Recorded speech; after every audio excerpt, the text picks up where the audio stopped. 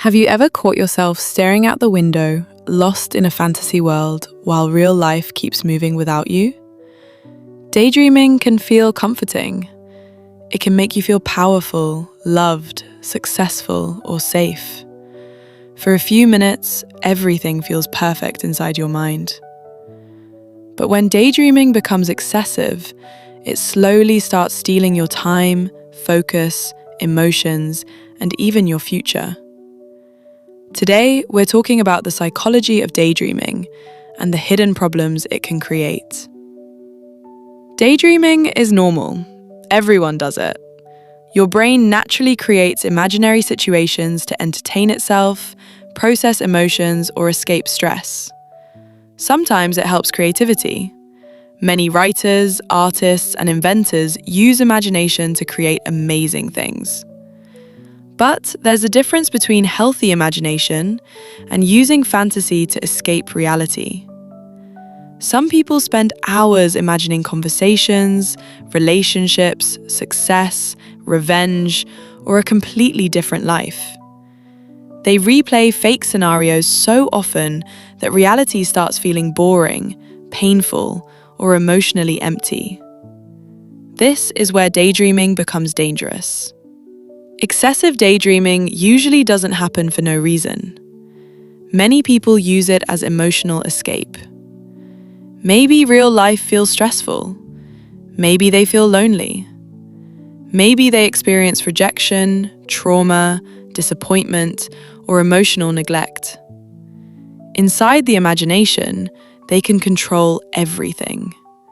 In their mind, they are admired, understood, successful, confident, or deeply loved. Fantasy becomes safer than reality. The brain starts rewarding these imaginary worlds with dopamine, the same chemical connected to pleasure and motivation. Slowly, the mind becomes addicted to escaping. And the more painful reality feels, the stronger the urge to disappear into imagination. At first, excessive daydreaming feels harmless. But over time, it creates serious problems. Number 1, loss of focus.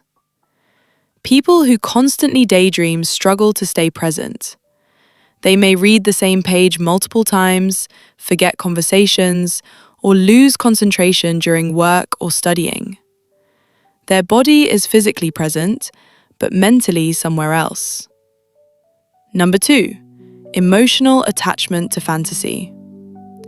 Sometimes imaginary relationships feel more emotionally satisfying than real ones. A person may create perfect people in their mind and compare everyone in real life to unrealistic fantasies. This can make real relationships feel disappointing. Number 3, procrastination. Daydreaming gives the brain fake satisfaction without real effort. Instead of building success, the person imagines success. Instead of healing emotionally, they imagine being healed. Instead of changing their life, they fantasize about a better life. And slowly, imagination replaces action. Number 4, emotional exhaustion. Constant mental stimulation can drain the brain. Some people feel tired after spending hours trapped in fantasy worlds. They may even feel sadness when reality interrupts their imagination. Number 5, disconnection from reality. The more someone escapes mentally, the harder it becomes to enjoy simple, real-life moments. Real life feels slower, quieter, and less exciting than fantasy. This can increase loneliness, anxiety, and dissatisfaction. There's also something called maladaptive daydreaming. This is when daydreaming becomes excessive and difficult to control. A person may spend several hours fantasizing, pace around while imagining scenarios, listen to music to trigger fantasies, talk to themselves, or emotionally react to imaginary situations. Some people know it's affecting their studies, work, sleep, or relationships, but they still struggle to stop.